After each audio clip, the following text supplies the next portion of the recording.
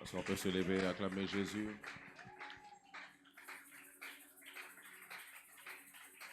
avec des cris de joie?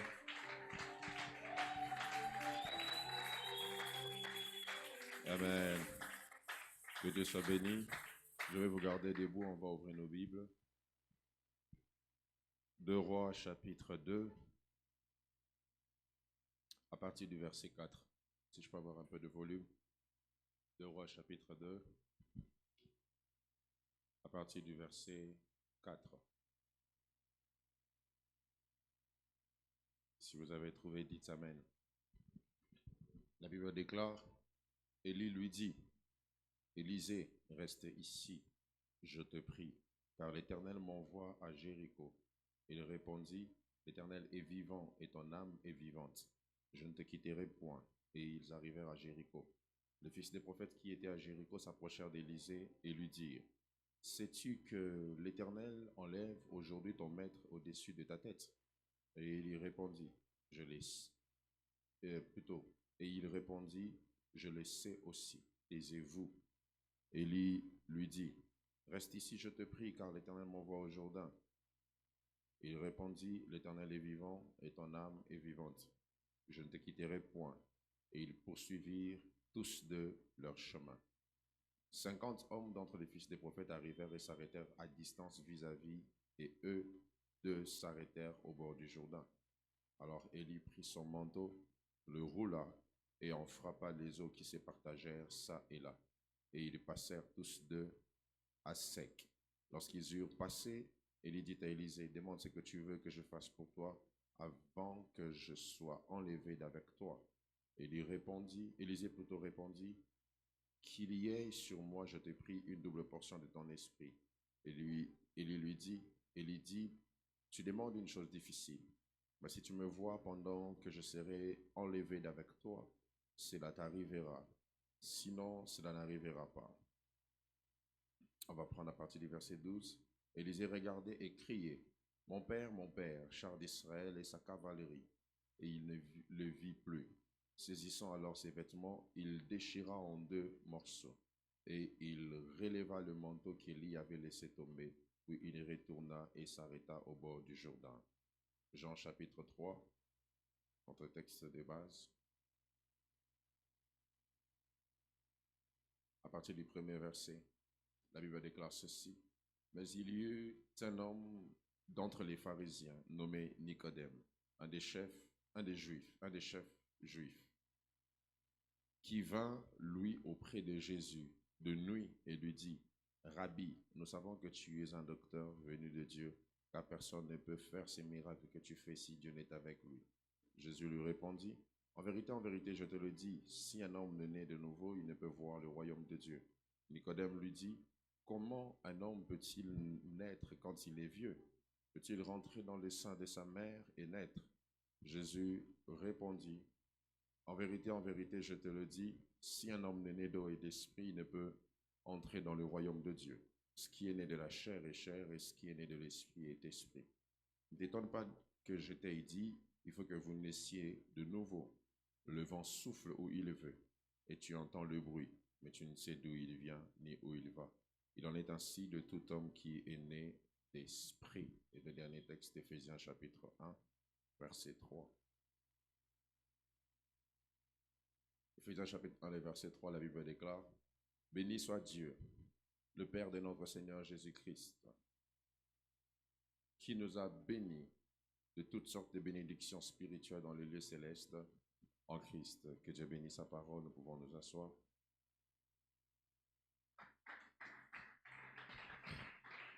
Amen. Je vous salue dans le nom de Jésus. Que Dieu soit béni pour ces séminaires merveilleux qu'il nous a donnés depuis mercredi autour de la nouvelle naissance et de la maturité spirituelle. Je ne saurais pas revenir sur beaucoup de choses qu'on a eu à dire. Prière de vous référer aux deux cultes passés sur Internet pour pouvoir être à jour. Hier, j'étais en train de nous faire voir comment la nouvelle naissance se passe par la foi. Et je bénis Dieu pour ce fardeau parce que je me suis rendu compte qu'il y a des gens qui sont venus à l'église par la porte de l'invitation et non de la conversion. Alors, ça fait que on risque d'être surpris au dernier jour, comme on en parlait hier avec certains hommes de Dieu, de voir des gens qui étaient réguliers à l'église se retrouver en enfer. Pourquoi? Parce que ils sont venus à l'église par invitation, mais sans pour autant expérimenter la conversion. Et cela fait que plusieurs personnes sont attachées à l'église, mais ne connaissent pas les dieux de l'église. Plusieurs personnes sont attachées à tous les programmes de l'église, sont des partenaires, ils donnent l'argent, ils financent, mais ne connaissent pas le Dieu qu'ils servent. Donc, c'est important de connaître cette expérience-là de la nouvelle naissance. Et j'étais en train de nous dire hier que naître de nouveau, c'est fait par la foi. Ce n'est pas parce qu'on t'a changé de nom que tu es né de nouveau. La nouvelle naissance se fait par le moyen de la foi. Et je vous ai dit que pour naître par la foi, il faut premièrement avoir une foi tournée sur Jésus. Donc, naître de nouveau, c'est une foi que l'on tourne vers la personne de Jésus, où on change nos anciennes croyances pour avoir une foi basée sur la personne de Jésus. Je vous ai dit aussi qu'il faut croire au baptême, parce que Jésus dit que celui qui croira sera baptisé. Et ici, je fais allusion vraiment au baptême biblique. Amen. Hein? Amen. Je fais allusion au baptême biblique, au modèle de baptême que nous enseigne la Bible. Pas quelques gouttes d'eau qu'on vous jette sur la tête, pas le fait de sauter le feu. Le vrai baptême consiste à être immergé dans l'eau, signe de la mort en Christ, et d'en ressortir, signe de la résurrection en Christ. Et je finis par vous dire que la foi en la nouvelle naissance change la mentalité de l'homme. La foi en la nouvelle naissance change votre système de pensée. Si, malgré votre conversion, votre réflexion n'a pas changé, alors là, vous n'avez pas expérimenté la vraie foi. Parce que la Bible dit que Jésus nous a rachetés de la vaine manière de vivre héritée de nos parents. Ça fait allusion à un système de pensée. Et j'ai pris beaucoup de temps de démontrer hier que l'Évangile a subi une perte de réveil spirituel lorsque c'est arrivé à Rome. Lorsque, je vous ai dit hier que Rome étant l'empire qui régnait ou qui dominait à l'époque et qui avait plusieurs colonies, parce que l'évangile est arrivé à Rome, l'empereur romain a même refusé de se faire baptiser comme tout le monde. Il a demandé que l'on mette quelques gouttes d'eau sur sa tête. C'est ce qui a créé même une lignée des baptêmes qu'on donne quelque part. Alors de là, il a commencé à avoir beaucoup de réformes qui ont assassiné le réveil que les apôtres ont vécu dans Acte 2. Et de ces réformes, qu'est-ce qu'on a fait? On a commencé à utiliser la foi chrétienne comme un moyen de coloniser et non un moyen de montrer des hommes qui est Dieu. La foi chrétienne était devenue un moyen colonial. Rome était tellement puissante en économie, en politique, et cette religion était venue aussi pour se greffer à la puissance de cet empire. Et Rome était pratiquement le point focal du monde. Tout tournait par là. C'est ce qui a même engendré le dicton qui dit que tout chemin mène à Rome. Alors, cet élan a continué lorsque la colonisation est venue en Afrique. On a utilisé la religion non pas pour ouvrir l'intelligence des hommes, mais plutôt pour endormir l'intelligence. C'est comme ça, vous verrez que les colonisateurs, en présentant l'évangile, ont utilisé cela comme une arme pour endormir les Noirs. Ils nous ont dit, heureux les pauvres en esprit, car le royaume des cieux est à eux. Et nos ancêtres, quand ils ont entendu ça, ils se sont dit, Qu'est-ce que quand on devient riche, on ne voit pas les royaumes de Dieu. Pour devenir riche, il faut être pauvre. Et c'est comme ça qu'on a pillé les ressources de notre pays, les ressources de l'Afrique, parce qu'on nous avait inculqué une mentalité par la porte de l'Évangile, mais pour nous endormir. Ce qui fait que jusqu'à aujourd'hui, il y a pratiquement ces stigmates qui continuent. On a du mal à voir un chrétien riche, béni par Dieu. On se dit toujours qu'il y a quelque chose derrière. Ce sont des stigmates qui sont venus par la mauvaise présentation de l'Évangile. Et c'est de là que la nécessité du réveil même s'est encore fait manifester pour qu'on l'expérimente encore dans les générations qui ont suivi, dans les années 80, dans les années 70. C'est ce qui a fait qu'un autre réveil puisse venir pour réveiller la mentalité des hommes. Alors, c'est un peu dans ce contexte que même la nouvelle naissance était devenue erronée, parce que les gens ne naissaient pas de nouveau pour appartenir à Dieu, mais les gens naissaient de nouveau pour appartenir à un pouvoir colonisateur, appartenir à un royaume, présenter leur adhésion à la foi du colon. C'est comme ça que ça se faisait. Donc, ce qui fait que plusieurs personnes s'étaient converties, non pas par foi en Jésus, parce qu'on ne présentait pas bien Jésus, mais plusieurs personnes se sont converties par foi en ce que le colonisateur disait pour dompter. Alors, je vais finir aujourd'hui en nous parlant sur, comme j'avais dit, l'héritage spirituel. L'héritage spirituel. Lorsque vous naissez en esprit, vous devenez éligible à l'obtention d'un héritage spirituel. Amen. Je parle à quelqu'un ce soir. Alors, comme vous le savez, l'accès à l'héritage exige la maturité.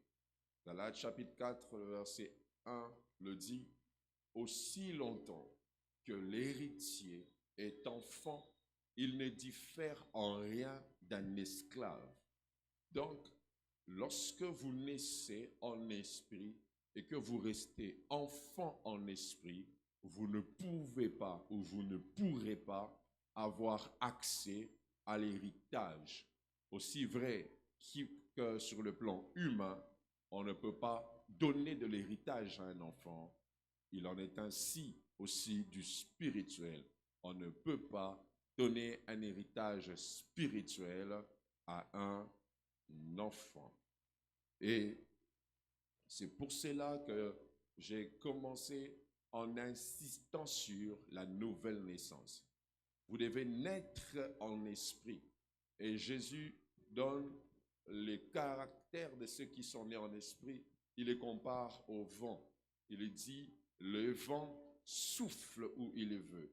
On ne sait ni d'où il vient, ni même où il va. Il en est ainsi de ceux qui sont nés en esprit. Ils sont comme le vent.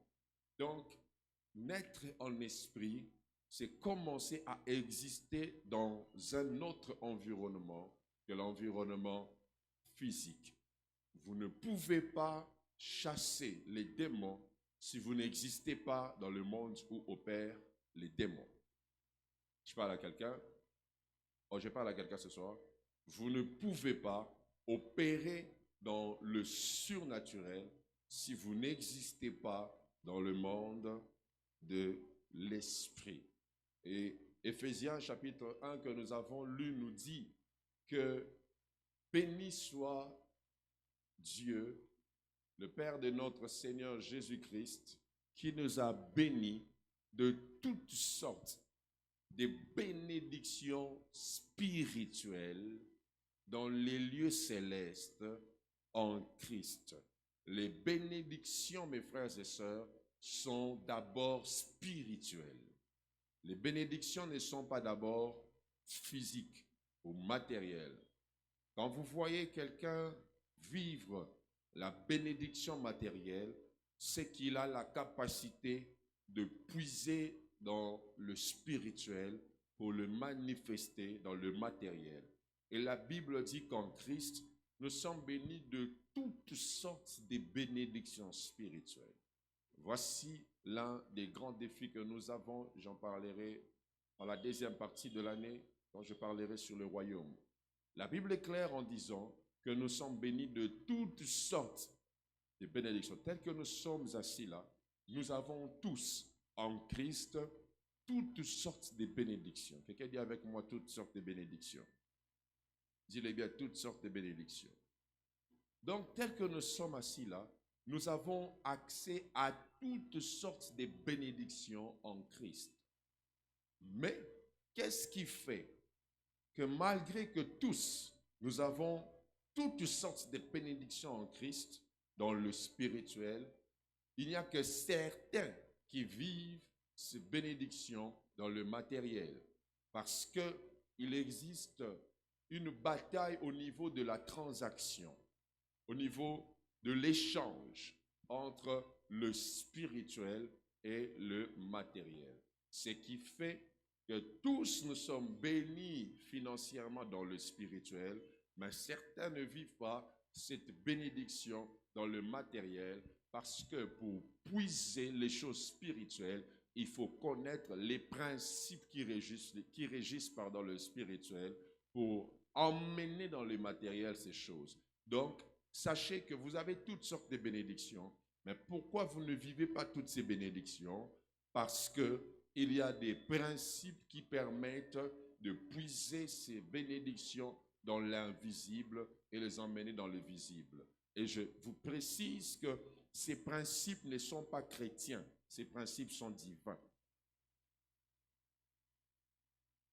Je parle à quelqu'un. La Bible déclare tant que les cieux et la terre subsisteront, le sémail et la moisson ne passeront pas. Ce principe est applicable par tout le monde. Donc même si un occultiste sème, là où toi, un chrétien, tu pries pour voir un arbre, lui, il verra un arbre là où toi, tu ne le verras pas, parce que Dieu ne dirige pas le monde par miracle, Dieu dirige le monde par principe. Je parle à quelqu'un. Et la Bible dit, nous sommes bénis de toutes sortes de bénédictions dans les lieux célestes en Christ. Alors, je parle de l'héritage, mais je parle de l'héritage dans un couloir spirituel. Alors, qu'est-ce que j'appelle l'héritage spirituel? L'héritage spirituel est un ensemble d'expériences vécues par un homme qui se transforme en un manteau pour léguer à la prochaine génération.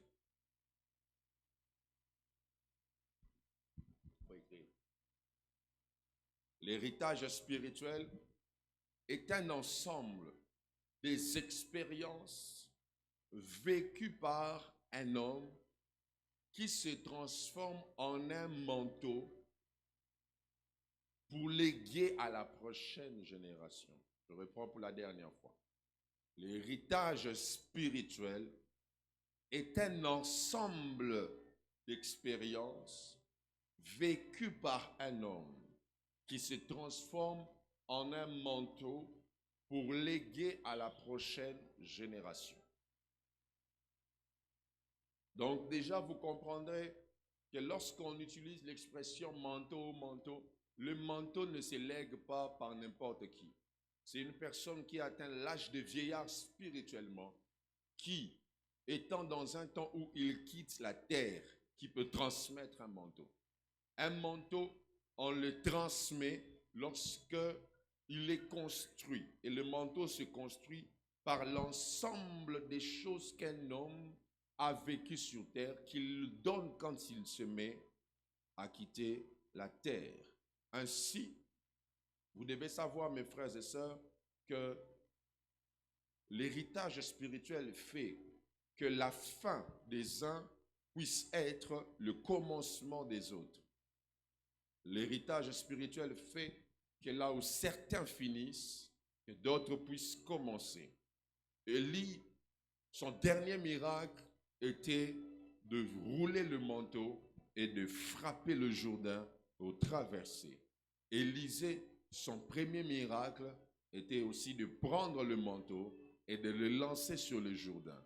Là où Élie a fini, c'est là qu'Élisée a commencé. Là où Élie a fini, c'est là qu'Élisée a commencé. Et qu'est-ce qui a ouvert le manteau lorsqu'Élisée s'est présenté devant le Jourdain? Qu'est-ce qui a ouvert, le Jourdain?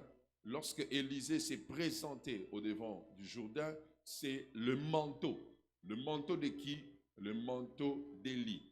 Pourquoi le Jourdain s'est ouvert? Parce que le Jourdain a reconnu l'odeur de celui qui portait ce manteau. Le Jourdain a reconnu l'odeur de celui qui venait de passer par là, qui avait toute l'expérience possible avec Dieu pour pouvoir ouvrir le Jourdain. Donc, spirituellement, l'héritage, c'est cette couverture que vous recevez, cette couverture qui vous permet d'opérer dans le surnaturel. Car si à cause d'Élisée, la mer ne peut pas s'ouvrir, le Jourdain ne peut pas s'ouvrir, mais à cause du manteau d'Élie, le Jourdain peut s'ouvrir. Si à cause de Jacob, Isaac ne peut pas le bénir, à cause de l'odeur des vêtements d'Ésaü, Isaac peut bénir Jacob. Alléluia. C'est quoi l'héritage spirituel? L'héritage spirituel, c'est votre présentation au monde des esprits. J'ai dit quoi? L'héritage spirituel, c'est votre présentation. Soyez connectés. L'héritage spirituel, c'est votre présentation dans le monde des esprits. Sachez ceci. Dans le monde spirituel, on n'opère pas sans être présenté. On n'accède pas au spirituel sans que quelqu'un nous ait présenté au spirituel. Présente-moi tout homme que tu veux, je te dirai que s'il opère dans une dimension, c'est parce qu'il a été présenté par ceux qui étaient dans cette dimension avant que lui entre dans cette dimension. Toutefois que vous verrez un homme opérer dans le spirituel, sachez qu'il a été présenté. Parce que autant Dieu peut lui-même, Jésus peut lui-même apparaître à Saul de Tarse, il l'oblige d'être présenté par Ananias, car la dimension d'accès à l'héritage spirituel exige la présentation par ceux qui vous ont précédé dans ce domaine. La présentation au monde des esprits permet d'identifier le couloir par lequel vous êtes entré dans le spirituel.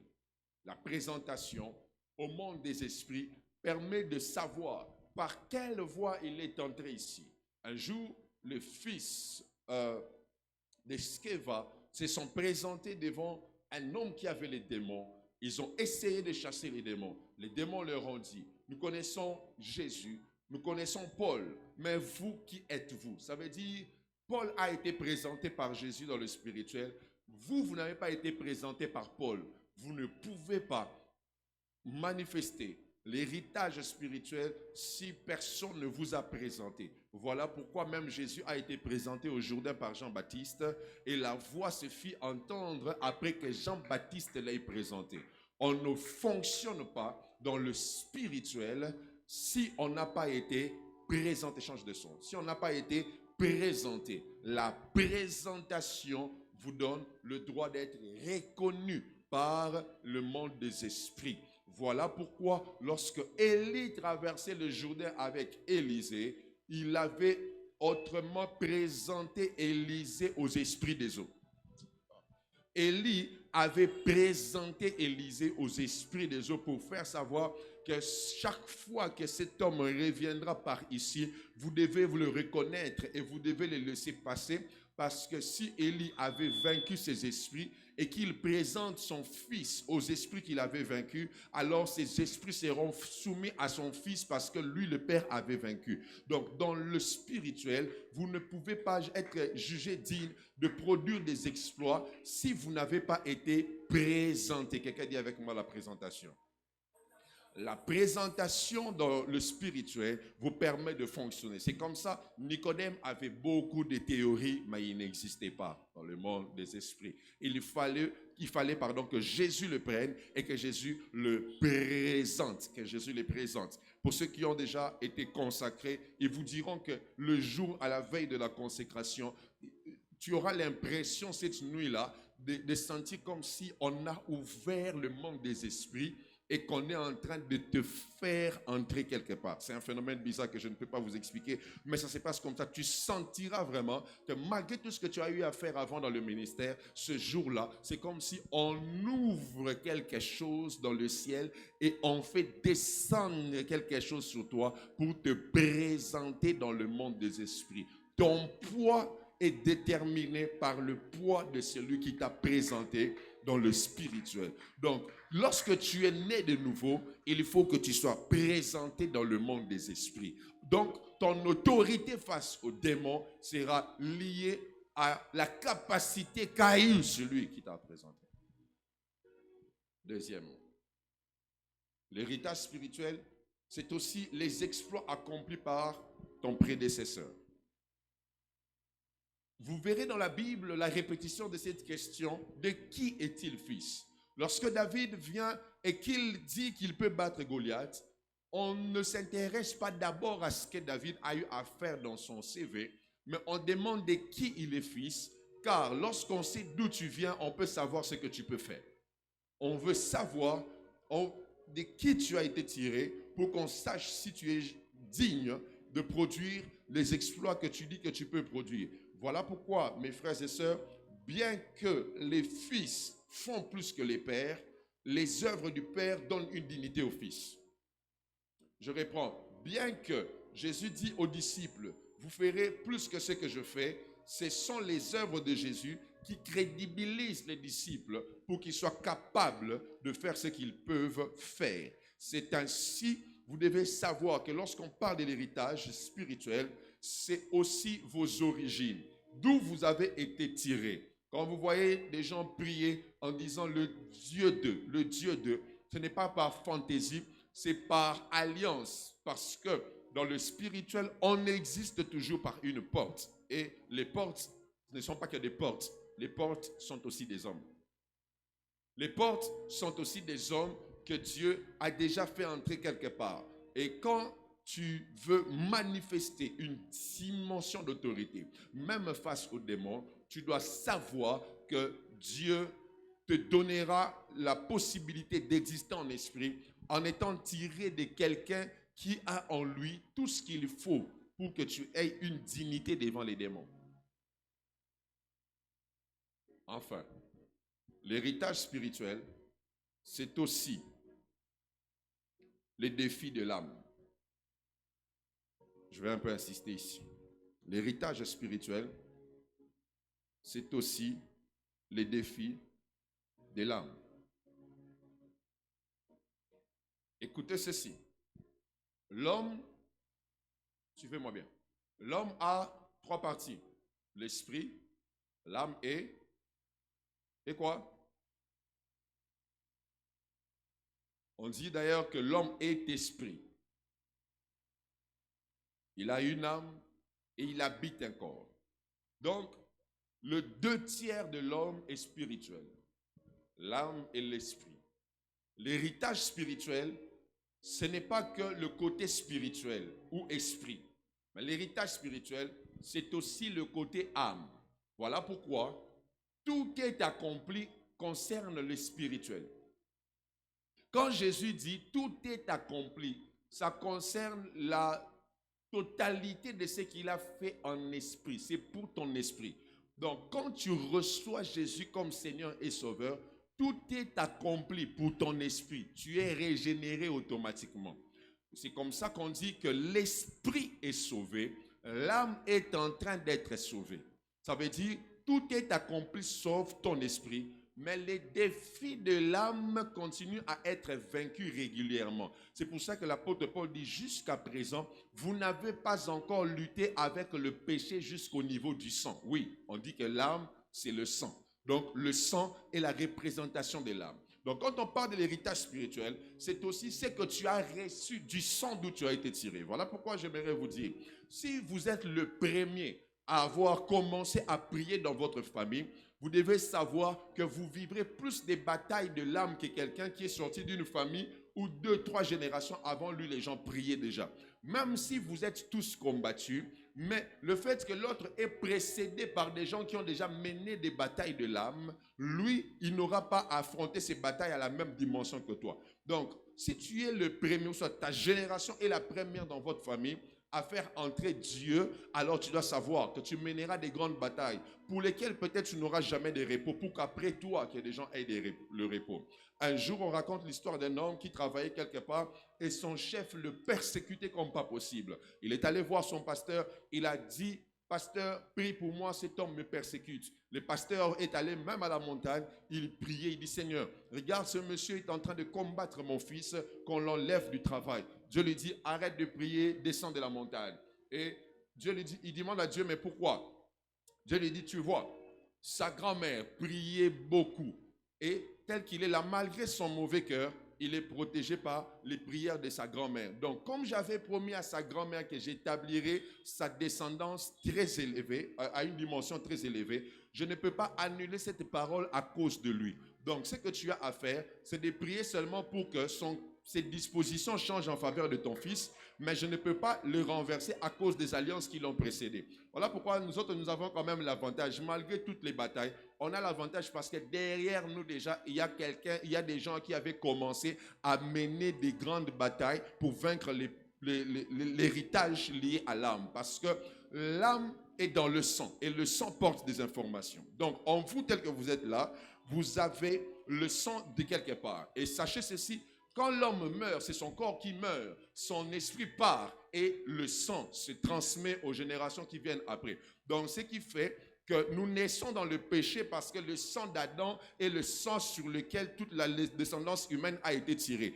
Pourquoi on est né dans le péché? Parce que le sang de celui qui avait péché a influencé la création de toute l'humanité. Ce qui fait que Jésus ne peut pas naître du sang d'Adam, sinon il serait né dans le péché. Il doit naître sans la complicité de l'homme et de la femme pour qu'il soit en dehors d'un système, parce que tu ne peux pas vaincre facilement un système duquel tu as été tiré. C'est pour cela que Moïse qui est tiré des eaux meurt à cause des eaux. Moïse meurt à cause des eaux. Pourquoi? Parce qu'il a été tiré des eaux. C'est pour cela qu'en frappant le rocher 2 fois pour que les eaux sortent, Dieu l'a tué. Donc c'est difficile de vaincre ce de quoi on a été tiré. Et c'est pour cela que Christ ne peut pas sortir de la lignée d'Adam de peur qu'il soit confronté à une faiblesse face au péché. C'est pour ça qu'il doit être venu par la puissance du Saint-Esprit pour qu'il soit en dehors du système qu'il veut transformer. Donc vous devez savoir que le sang porte des informations. Si depuis Adam jusqu'à aujourd'hui, les gens naissent dans le péché, c'est parce que le sang porte les informations. Qu'est-ce qui fait qu'en prenant le sang, on peut savoir de qui tu es fils? Parce que le sang a des informations. Est-ce que je parle à quelqu'un ce soir? Le sang a des informations. Voilà pourquoi l'héritage spirituel par la nouvelle alliance, par la nouvelle naissance, vous permet d'être greffé à une autre lignée spirituelle. Ça vous permet d'être greffé à une lignée contraire au sang et aux informations du sang où vous avez été tiré. De Corinthiens chapitre 5 verset 17 dit: si quelqu'un est en Christ, il devient une nouvelle créature. Les choses anciennes sont passées. Donc, ça vous greffe à une autre lignée pour que vous ayez d'autres informations qui influencent votre sang. C'est pour cela, Jésus pouvait sauver le monde sans verser le sang. Mais pourquoi il verse le sang? Pour changer d'information. Je prie que les bonnes informations du sang de Jésus puissent parler sur ta vie, puissent parler sur ta famille. Dans le puissant nom de Jésus, je prie qu'il y ait un nouveau sang qui va parler sur ta vie. Voilà pourquoi, mes frères et sœurs, lorsque Abraham voulait passer à une nouvelle dimension avec Dieu, Dieu exige la circoncision. La circoncision verse le sang. Il faut que le sang de Térac puisse se renverser pour que tu voies Dieu face à face. Voilà pourquoi dans Genèse 18, Abraham était assis au chêne de Mamré. Il était assis sous un arbre pour avoir la chaleur du soleil afin de sécher sa plaie. Et c'est en ce moment-là qu'il a vu Dieu en train de passer. Pourquoi? C'est quand le sang a coulé, quand le sang de là où on a été tiré est renversé, alors c'est là qu'on change d'héritage spirituel. Quand ce sang qui parle négativement sur toute une lignée est renversé, c'est là qu'on expérimente une nouvelle dimension. Pourquoi tu te dis: je suis né de nouveau, mais je continue à expérimenter certaines choses liées à mes origines? Parce que le sang aussi a transmis un héritage. Le sang vous a transmis un héritage. Le sang porte des informations. Le sang porte des informations. Le sang parle d'une certaine manière. Voilà pourquoi, quand on est de nouveau, on ne change pas de sang, mais on change l'information qu'il y a dans notre sang. Voilà pourquoi la Bible déclare qu'ils l'ont vaincu à cause du sang de l'agneau et de la parole de leur témoignage. Ça veut dire, la victoire est garantie par le sang versé, mais aussi à cause de la parole que tu dis sur le nouveau sang qui doit couler en toi. Donc, le témoignage, soit le discours que tu tiens, influence différemment les informations de ton sang. Voilà pourquoi, lorsque Éphésiens parle des armes de l'esprit, Éphésiens ne parlait pas du sang. Éphésiens finit en disant que par-dessus tout, portez l'épée de l'esprit qui est la parole. Mais je n'ai pas vu le sang. Pendant qu'Apocalypse dit qu'ils l'ont vaincu à cause du sang. Mais comment Apocalypse parle de la victoire par le sang, mais Éphésiens ne cite pas le sang parmi les armes de la victoire. C'est parce que, mes frères et sœurs, le sang parle. La Bible déclare que Dieu a dit à Caïn, le sang de ton frère et la voix du sang de ton frère est arrivée jusqu'à moi. Donc, le sang a une voix. C'est pour ça que si tu tues quelqu'un, sa voix retentira dans ta conscience. Tu ne seras pas en paix. Tu entendras régulièrement sa voix. Pourquoi? Parce que le sang parle. Donc, le sang a un langage. C'est pour ça que Hébreu dit que le sang de Jésus parle mieux que celui d'Abel. Le sang de Jésus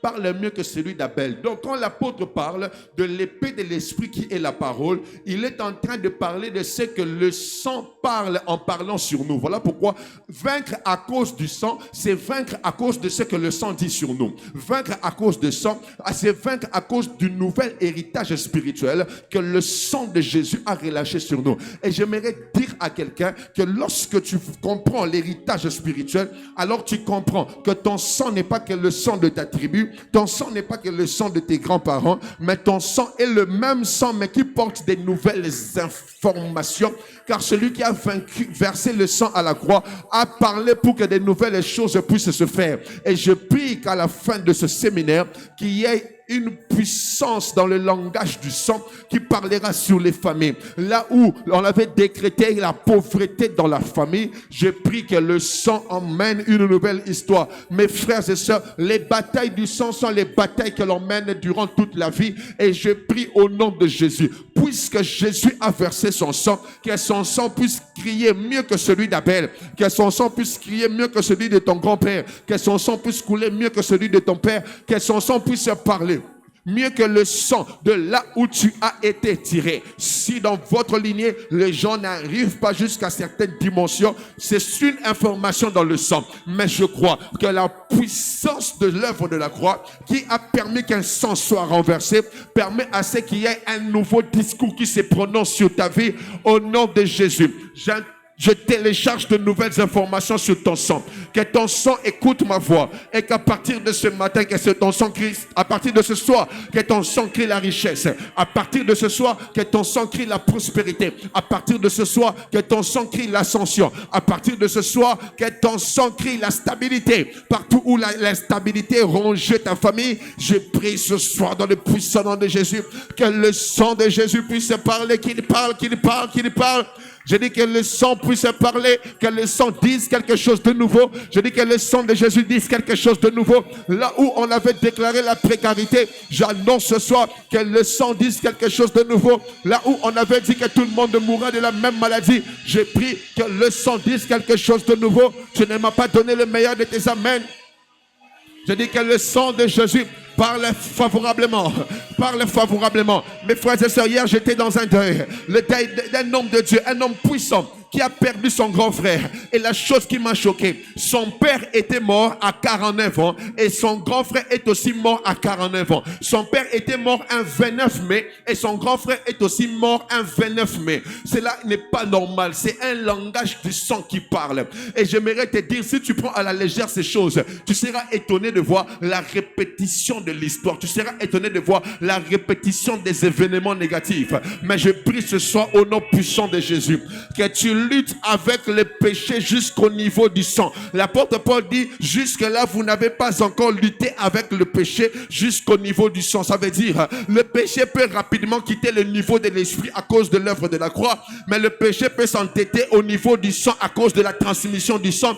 Mais je crois ce soir au nom de Jésus que même au niveau du sang, le sang de Jésus va parler différemment. Je dis, le sang de Jésus va parler différemment. Ces morts bizarres qui arrivent dans la famille ne viendront pas sur toi parce que le sang, quelqu'un me donne un amen ce soir. Je dis, le sang de Jésus va parler différemment. Je décrète et je déclare ce soir sur toutes les familles présentes dans ce lieu, tout ce que le sang des ancêtres disaient sur vous, ce soir par la vertu de Dieu, j'arrête cela au nom de Jésus. Je commande à tout esprit, je commande à toute information satanique, je commande à toute force maléfique qu'il y avait dans ton sang, qui parlait négativement sur toi et sur ta lignée. Ce soir, dans le puissant nom de Jésus, que cela tombe au nom de Jésus. Je commande au sang qui interdit de se marier. Je commande au sang qui prône le divorce. Je commande, oh my God, je suis dans une sphère spirituelle où Dieu libère un héritage nouveau sur vous. Au nom puissant de Jésus, je transfère de nouvelles informations. Je dis, je transfère de nouvelles informations. Je viens d'installer toutes les mauvaises informations qu'il y avait dans ton sang. Et j'installe, je dis j'installe des nouvelles informations. J'installe la santé divine. J'installe la prospérité. J'installe l'ascension. J'installe la percée. J'installe la montée. J'installe. Le sang de Jésus crie plus que celui de tes ancêtres. Le sang de Jésus crie plus que celui de tes grands-parents. Et ce soir, j'appelle le pouvoir de ce sang. J'appelle le pouvoir de ce sang qui n'est pas lié au péché d'Adam. J'appelle le pouvoir de ce sang qui n'est pas lié au péché d'Adam. Que le pouvoir de ce sang soit manifesté dans ta vie. Au nom de Jésus, je décrète et je déclare une délivrance dans ta vie. Oh my God, je sens une atmosphère de délivrance ce soir. Il y a une forte atmosphère de délivrance qui vient d'entrer dans la salle. Dieu enlève les mauvaises informations dans le sang pour installer les nouvelles informations. Au nom puissant de Jésus, sois libre, sois libre, sois libre, sois libre, sois libre, puisque tu es né de nouveau. Sois libéré de la puissance des mauvaises informations du sang. Au nom puissant de Jésus, par la puissance du sang qui a coulé à Golgotha, je proclame, je décrète, je déclare que le sang, je dis le sang parle, le sang crie, l'héritage du sang. Je parle de l'héritage du sang de Jésus.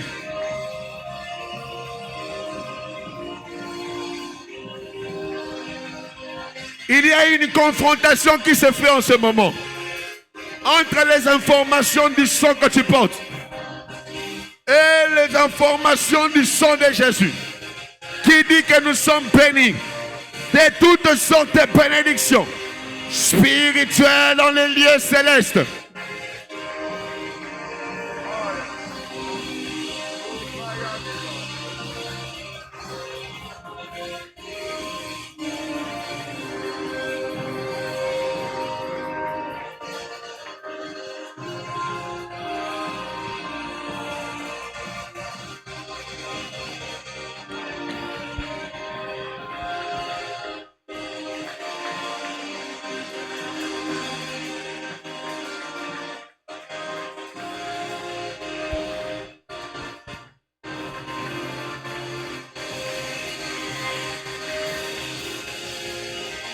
Si à cause du sang, toute une génération peut souffrir du diabète, je crois qu'à cause du sang de Jésus, toute une génération peut être bénie de toutes sortes de bénédictions.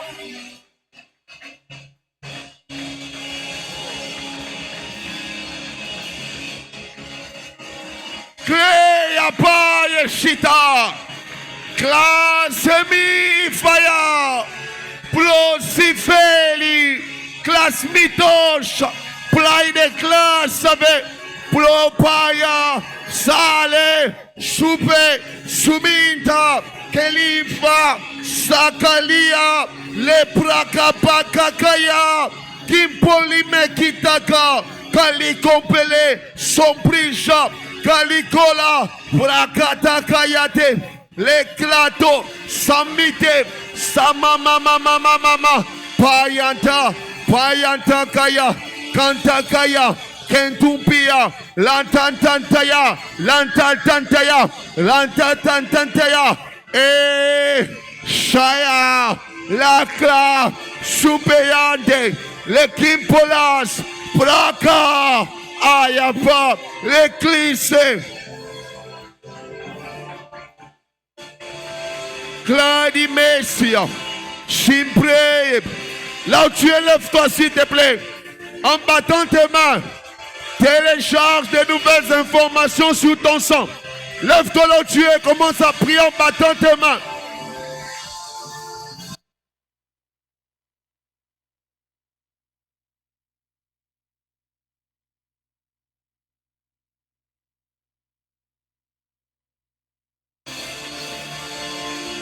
Ne reste pas assis. Lève-toi, lève-toi, commence à prier.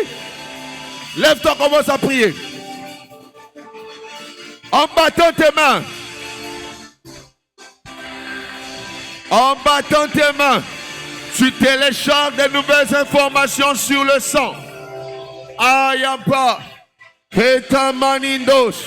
Comprèche. Cantama. Semprèche. Complace. Prantama. Nicodème pensait qu'il fallait rentrer dans le ventre de sa mère, alors que ce n'est pas un problème de rentrer là-bas. Juste question de changer les informations du sang. Juste question de changer les informations du sang. Et Yaminte, Kelly Fire, Païnte, Somit, Classe, Plada, Pladela, Sia, Lambreke, tu bats tes mains et tu pries.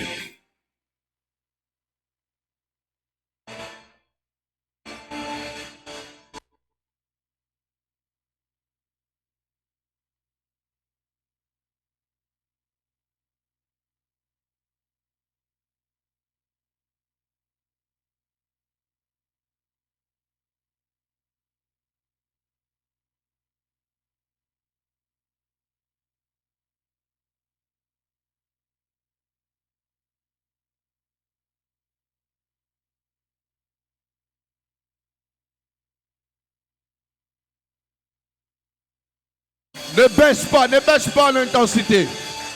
Il y a un changement d'information. Oh.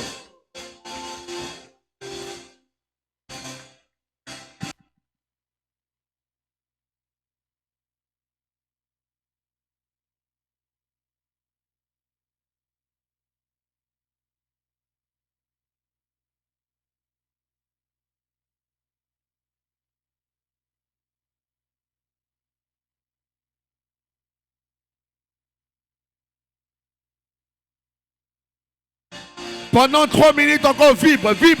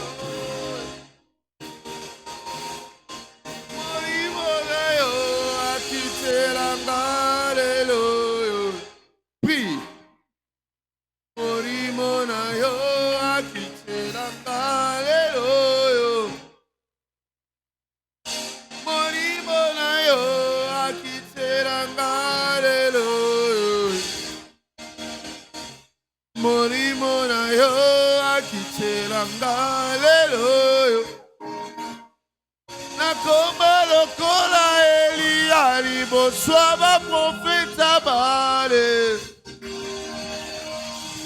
Molimo na yo akitelanga lelo yo.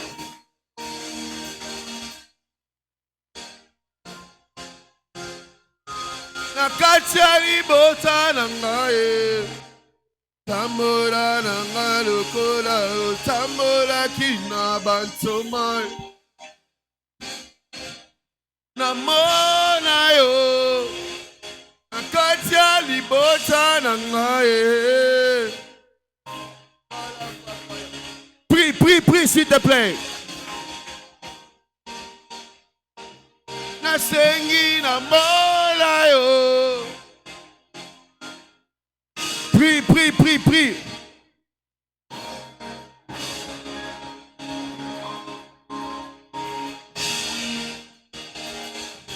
Nasengi namona yo.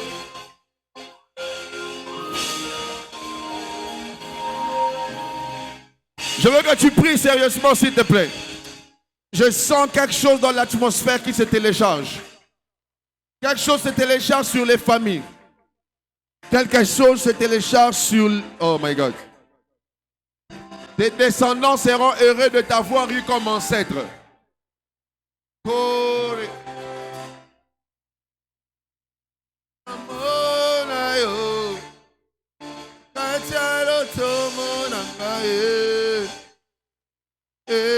Andaka pale brakata paya. Nasengi namona yo. Namona yo. Prie.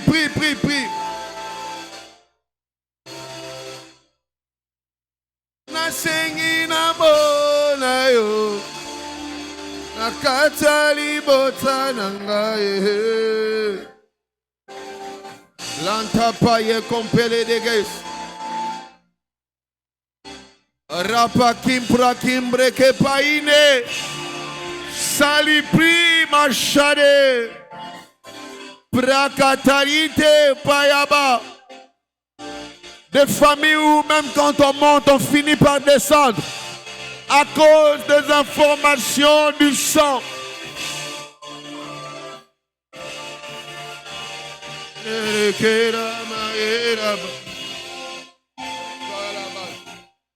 Kantapaya, Lempradeba, Comprades.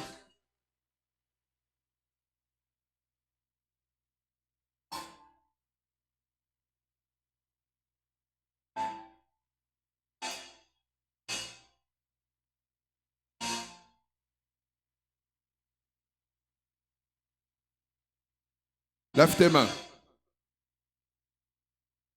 Lève tes mains là au-dessus.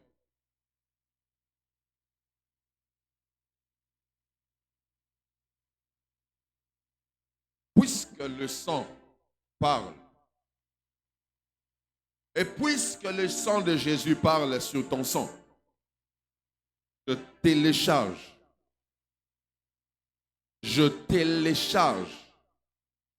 des nouvelles informations sur ton sang. Je télécharge des nouvelles informations sur ton sang.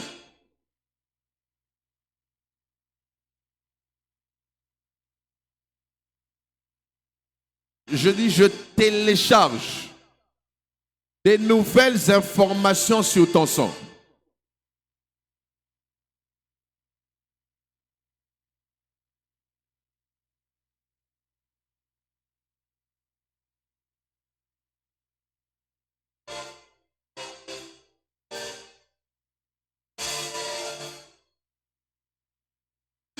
Le téléchargement a commencé. Le téléchargement a commencé.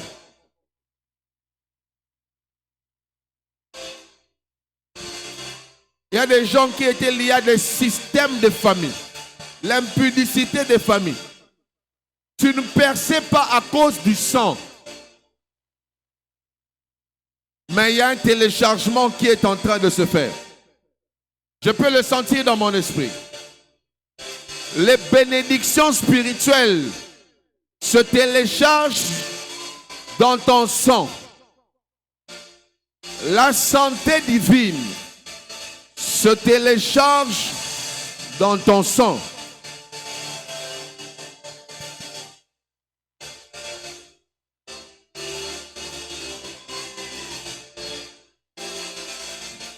Ces douleurs de tête que tu as commencé à développer, ce soir, Dieu télécharge une totale guérison. Oh, oh, oh, Shakata me nokaya, Kera mota me compa, Kimbro que me compale, Limbro que me comprake. Ombre que ta mocantegle, sans compter me comprege, me conta le compale, sato que me compalege, so me kimpo la mage, sato prequito saprade, eko prakite kasuntage, e compre quinte kientage, e compra kita karadabayash, lembro kotokolo de bos, lembra kito pelate. Lembra copa lecosa, chata rapoke sinte, imbroqueta mo sintege, mando preke tu payaga, e campra quinto la masete, e cumpe lima sontage, la quito le pasuntaga, e popa le popo cosite, chata li pope ni mocasa, brata peli boko sintaketa, e campru kite masunta. Imbroquete mikosa, shaba emo e kintema, e pobrike sumpade, la tata tu peketeke, e kompekenti kontema, manimo site kinteke, shala lata latikea, choupele prekete sa, shabayantirekeya. Je suis en train de voir comme des pneus qui sont en train de rouler vite. Dieu me dit ce soir qu'il donne de l'accélération à tes destinées. Dieu donne de l'accélération. Tu avais l'impression d'être en retard. Mais ce soir, il y a une onction d'accélération. Il y a une onction de vitesse qui te fera faire avant le temps ce que tes parents ont fait en retard. Qui te fera faire avant le temps ce que les autres ont fait en retard. Je prie maintenant au nom de Jésus.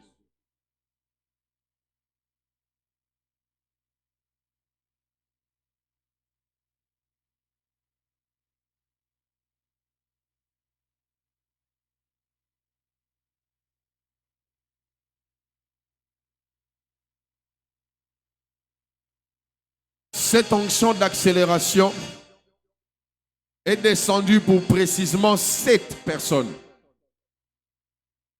7 personnes à qui Dieu veut donner une grande vitesse. Et comme signe, elles sentiront une forte chaleur sur leurs pieds qu'elles ne pourront pas contenir. Une forte chaleur. Une forte chaleur au niveau des pieds qu'elles ne pourront pas contenir.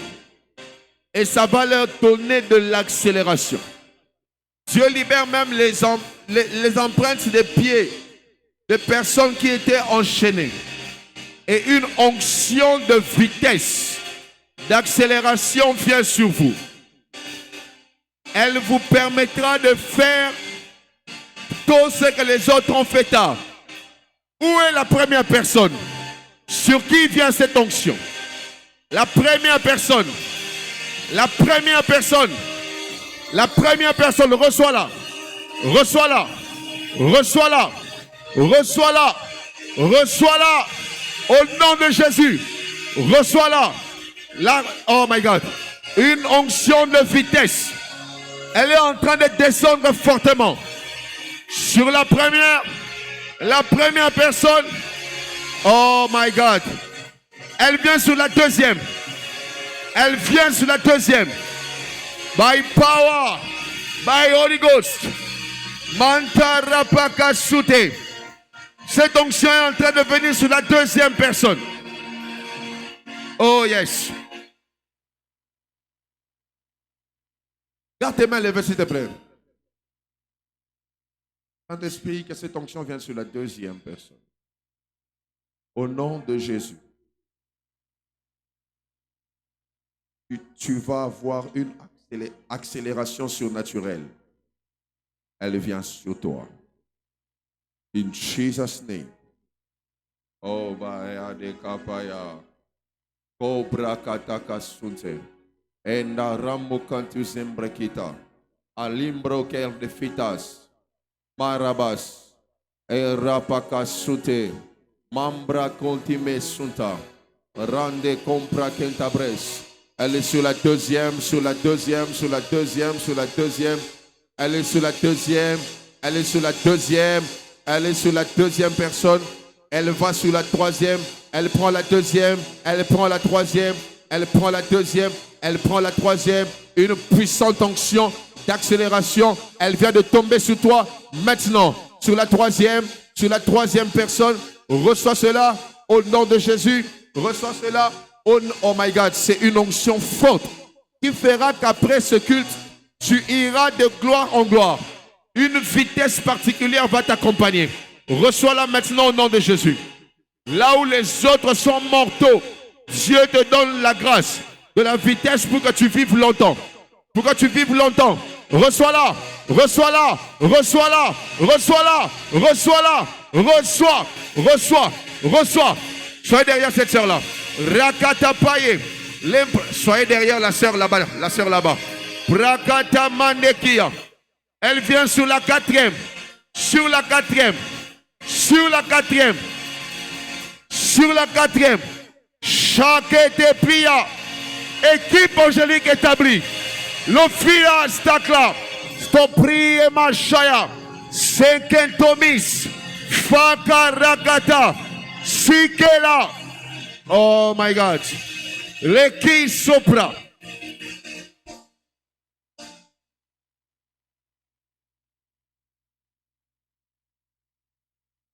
Oh yes.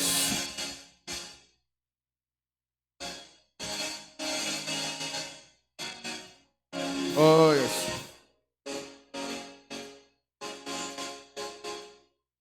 Oh yes. Oh yes. Elle vient sur la sixième. La sixième personne. Et la septième. À ces deux personnes, Dieu donne de la vitesse financière. Dieu donne de la vitesse financière. Une accélération dans le domaine financier. Une accélération dans le domaine financier. Par miracle, tu auras ce travail. Par miracle, on te donnera un bon salaire. Par miracle, tu seras étonné de voir que sans expertise, on te donnera un poste qui ne correspond pas à tes capacités. Cette grâce est sur deux personnes. Sur les deux dernières personnes. Sur les deux dernières personnes. Sur les deux dernières personnes. Sur les deux dernières personnes. Sur les... Oh my God. Elle est sur les deux dernières personnes. Je vois même des billets de banque tomber sur ces personnes. Car, oh my God. La grâce financière est en train de couler sur ces deux dernières personnes. Une grâce financière qui brise les jougs de la sécheresse. Une grâce financière qui brise les jougs de la sécheresse. Reçois-la au nom de Jésus. Qu'elle te fasse prospérer. Qu'elle te fasse monter. Qu'elle t'ouvre les portes du travail. Qu'elle t'ouvre les portes de la percée. Qu'elle t'ouvre les portes de l'ascension. Que tu sois étonné de comment Dieu va te positionner. Que tu sois étonné. En moins d'un an de diplôme. Que Dieu t'ait ouvert cette porte. Cette onction est sur toi. Cette grâce est sur toi. Cette onction est sur toi. Cette grâce est sur toi. Reçois-la au nom de Jésus. Reçois-la au nom de Jésus. Oh my God. Reçois-la au nom puissant de Jésus. Reçois-la au nom puissant de Jésus. Ça ne sera pas à cause de ton diplôme, mais ça sera à cause de la grâce de Dieu qui coule ce soir.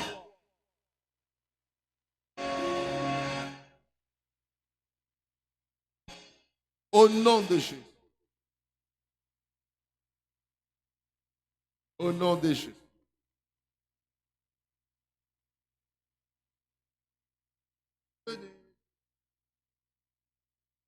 Le prophète me touche, j'entendrai, je verrai comme jamais. Prends une offrande de prière. Si le Dieu des esprits, les prophètes me touchent, j'entendrai, je verrai comme jamais. Prends une offrande de prière.